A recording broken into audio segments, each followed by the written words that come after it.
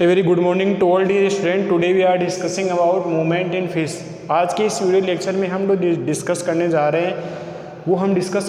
हैं कि जैसे एक फ़िश होती है तो वो पानी में सर्वाइव कैसे कर पाती है, उसकी बॉडी में कौन कौन से स्पेशल फीचर्स होते हैं जिनकी वजह से वो पानी में रह सकती है, वो पानी में तैर सकती है। और इसके अलावा दूसरे जो जानवर है, जैसे ह्यूमन बीइंग की बात करेंगे, जो इंसान है तो वो लंबे समय तक पानी में तैर नहीं सकता क्योंकि उसकी बॉडी में स्पेशल ऐसे फीचर्स नहीं होते जिनकी वजह से वो पानी में रह सकता है लंबे समय तक। लेकिन फिश एक ऐसा जानवर है तो उसकी बॉडी में कुछ सर्टेन एडेप्टेशंस होते हैं, ठीक है। तो वो उस सर्टेन एडेप्टेशन उस फिश को उस पानी में या वाटर में रहने के लिए उसको एलिजिबल बनाती है, जिसकी वजह से वो लंबे समय तक वहाँ पर रह सकती है और उसकी बॉडी में मूवमेंट हो सकता है। तो आज की इस वीडियो लेक्चर में हम जो डिस्कस करने जा रहे हैं मूवमेंट्स इन ए फिश की। एक फिश होती है वो पानी के अंदर मूवमेंट कैसे कर पाती है, जैसे एक जगह से दूसरी जगह से वो कैसे तैर पाती है, इस वीडियो लेक्चर में हम ये डिस्कस करेंगे, ठीक है।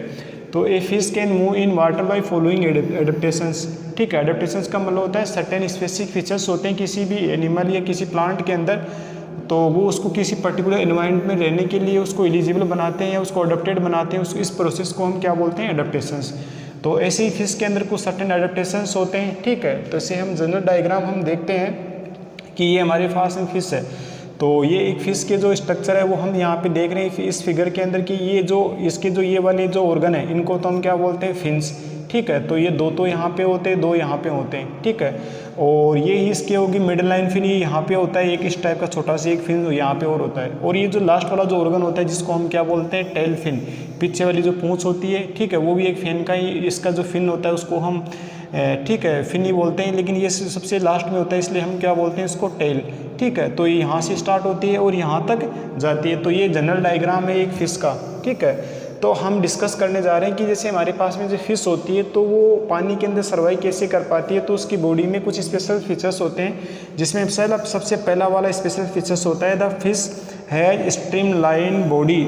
जो फिश की जो बॉडी होती है वो कैसी होती है, स्ट्रीमलाइन होती है। स्ट्रीमलाइन का मतलब क्या हो गया, यहाँ पर देखो थिन इन फ्रंट, थिन का मतलब क्या होता है, पतली। आगे से यहाँ पे कैसी होती है इसकी बॉडी, पतली, ठीक है। फिर यहाँ पे क्या है, थिक इन मिडल, मिडल का मतलब क्या होता है, यहाँ से लेके यहाँ तक, यहाँ से लेके जो मिडल वाला पार्ट है वो कैसी है, यहाँ पे कैसी है, थिक। थिक का मतलब कैसी होती है, यहाँ से मोटी है, ठीक है। एंड अगेन थिन, और उसके बाद में मिडल वाले पार्ट से लास्ट वाले पार्ट में कैसी है, वो बिल्कुल पतली है, ठीक है। तो ये इसकी जो बॉडी होती है वो कैसी होगी, स्ट्रीमलाइन होगी, जिसकी वजह से क्या हो गया, दिस बॉडी शेप इज स्ट्रीमलाइज, इसलिए इसकी बॉडी कैसी होगी, स्ट्रीमलाइन होगी। And offer least resistance in the movement of a fish. Least resistance का मतलब हो गया इसकी जो आगे वाला जो इसका जो फ्रंट वाला पार्ट है वो बिल्कुल पतला होता है, मिडिल वाला पार्ट कैसा होता है, मोटा होता है, और लास्ट वाला पार्ट अगेन उसका पतला होता है। तो जब आगे वाला पार्ट उसका बिल्कुल पतला होता है तो वो क्या होता है, पानी में उसको बिल्कुल तैरेगी, ठीक है। तो उसको अपनी बॉडी से उसको ज़्यादा फोर्स नहीं लगाना पड़ेगा क्योंकि उसके आगे वाला जो पार्ट है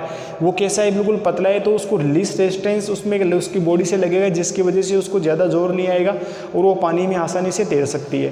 किसकी वजह से, उसकी स्ट्रीमलाइन बॉडी की वजह से। उसकी बॉडी स्ट्रीमलाइन होती है, आगे से तो बिल्कुल पतली होती है और मिडिल में बिल्कुल मोटी होती है, वापस वो लास्ट वाले जो टेल वाला पार्ट है वो कैसा होता है, पतला होता है। तो इसकी बॉडी कैसी होती है, स्ट्रीमलाइन होती है, जिसकी वजह से वो लीस्ट रेजिस्टेंस होता है इसकी बॉडी से, तो जिसकी वजह से आसानी से ये पानी के अंदर तैर सकती है। इसका पहला वाला एडेप्टेशंस का पॉइंट हो गया, कौन सा हो गया, स्ट्रीमलाइन बॉडी, जिसकी वजह से एक फिश होती है वो पानी के अंदर आसानी से तैर सकती है। उसके बाद में सेकंड है हमारे पास में इसका जो स्पेशल फीचर्स है वो है, देखो द फिश है फ्लेक्सिबल बैकबोन। बैकबोन का मतलब क्या होता है, रीढ़ की हड्डी होती है, ठीक है। जो उसको वाले पार्ट को हम क्या बोलते हैं, बैकबोन। जैसे हमारे बैकबोन होती है वैसे फिश के अंदर बैकबोन होती है। तो वो हमारी वाली जो बैकबोन होती है वो फ्लेक्सिबल तो होती है, लेकिन इतनी ज़्यादा फ्लेक्सिबल नहीं होती है, जैसे जितनी कितनी होती है।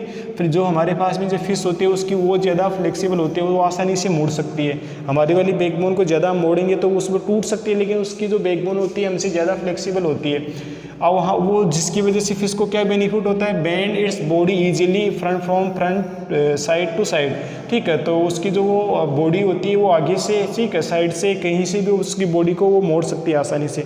जैसे हम अपनी ह्यूमन बॉडी की बात करेंगे, इससे हमारी जो फिश में तो की जो इस बैकबोन होती है वो तो क्या होती है कि फ्लेक्सिबल होती है, वो हमसे ज़्यादा फ्लेक्सिबल होती है। लेकिन हम जैसे हम इतना तो उसको फ्लेक्सिबल कर सकते हैं, हमारी बैकबोन को यदि ज़्यादा हम करेंगे तो उसमें क्रैक आने की संभावना होती है, वो टूट भी सकती है।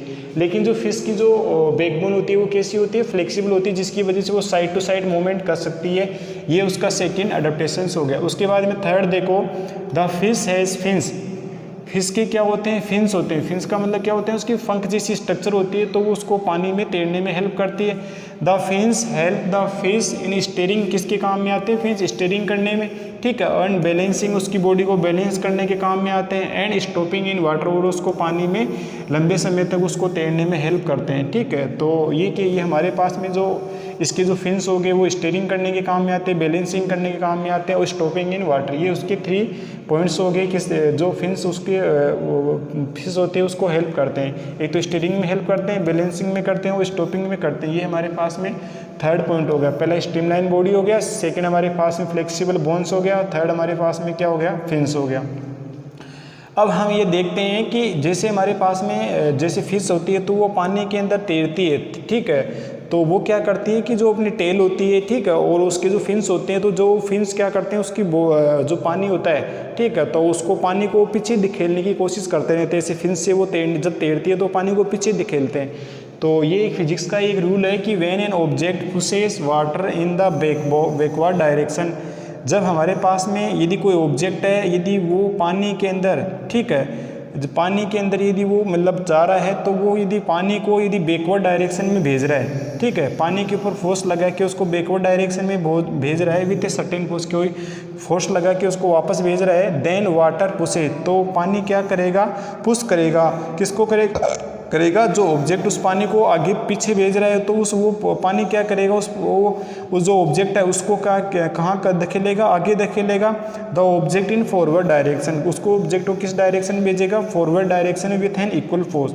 इसका मतलब ये हो गया कि जैसे हम पानी के अंदर तैर रहे हैं तो हम जितना फोर्स लगाते हैं उस पानी को पीछे भेजने में, तो उतना ही फोर्स से पानी लगाता है हमको आगे भेजने के लिए। ये फिजिक्स का एक रूल है, ठीक है। तो जिसकी वजह से फिश क्या करती है कि पानी को ऐसे फिन्स की हेल्प से वो पानी को पीछे धकेलती है तैरने के लिए, तो वो पानी उसके जो फिन्स होते हैं उस पर वापस फोर्स लगाते हैं, ठीक है, आगे की तरफ, जिसकी वजह से वो तैर सकती है, वो आसानी से उसकी बॉडी के अंदर मूवमेंट्स हो सकता है। तो ये हमारे पास में इसका थर्ड अडेप्टेशन हो गया। अब हमारे पास में फोर्थ इसका अडेप्टेशन देखो कौन सा है कि the fish has powerful body muscles. जो फिश की जो मसल्स होती है वो कैसी होती है, पावरफुल बॉडी मसल्स होती है, ठीक है, तो जिसकी वजह से वो आसानी से मूवमेंट कर सकते हैं, help in moving tail on both direction, तो उसकी जो टेल होती है, ठीक है, तो वो हर डायरेक्शन में मूवमेंट कर सकती है। क्यों, ये जो फिश होती है उसकी जो टेल होती है, ये वाली जो है उसकी जो पावरफुल मसल्स होती है, जिसकी वजह से वो आसानी से हर डायरेक्शन में मूवमेंट कर सकती है। अब यहाँ पे देखो ये फिश का एक डायग्राम दे रखा है,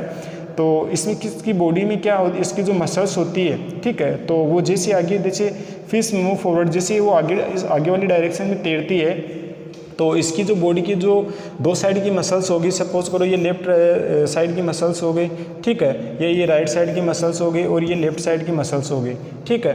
अब ये क्या करती है, इसकी muscles on this side relax, तो जैसे इसकी जो बॉडी होती है उसकी जो मसल्स होती है वो एक साथ वर्क नहीं करती है। आधी तो मसल्स होती है वो क्या करेगी, रिलैक्स करेगी, और आधी मसल्स है वो क्या करेगी, वर्क करेगी। देखो the muscles on this side of body contact, इस साइड की जो मसल्स होती है, मसल्स है इस वाली फिश की, तो वो क्या हो जाएगी, सिकुड़ जाएगी, and pull tail in right direction, और वो हमारे पास में जो टेल है उसको किस डायरेक्शन में भेज देगी, राइट डायरेक्शन में, ठीक है। इसी प्रकार से हमारे पास में जो सेकंड वाला जो इसका जो इस वाले फिगर में देखो कि हमारे पास में the muscles of this side of body contact, एक बार तो इस साइड की जो मसल्स है वो सिकुड़ेगी और पानी को किस डायरेक्शन में भेजेगी, राइट डायरेक्शन में, और एक बार इस साइड की जो मसल्स है वो सिकुड़ेगी और पानी को किस डायरेक्शन में भेज देगी, लेफ्ट डायरेक्शन में, जिसकी वजह से क्या होता है कि वो इक्वल फोर्स लगने की वजह से पानी वो वापस उस पर फोर्स लगाता है और वो फिश आसानी से मूवमेंट कर सकती है। तो ये कुछ सर्टेन एडेप्टेशंस होते हैं फिश के अंदर, जो जिसकी वजह से वो पानी के अंदर तैर सकती है, पानी के अंदर मूवमेंट कर सकती है। पहला तो स्ट्रीमलाइन बॉडी हो गया, सेकंड उसके फिन्स हो गए, ठीक है, और एक उसका टेल हो गया, ठीक है, एक उसकी जो फ्लेक्सिबल बैकबोन्स हो गई, और एक उसकी जो पावरफुल बॉडी मसल्स होगी, जिनकी वजह से फिश पानी के अंदर सर्वाइव कर सकती है।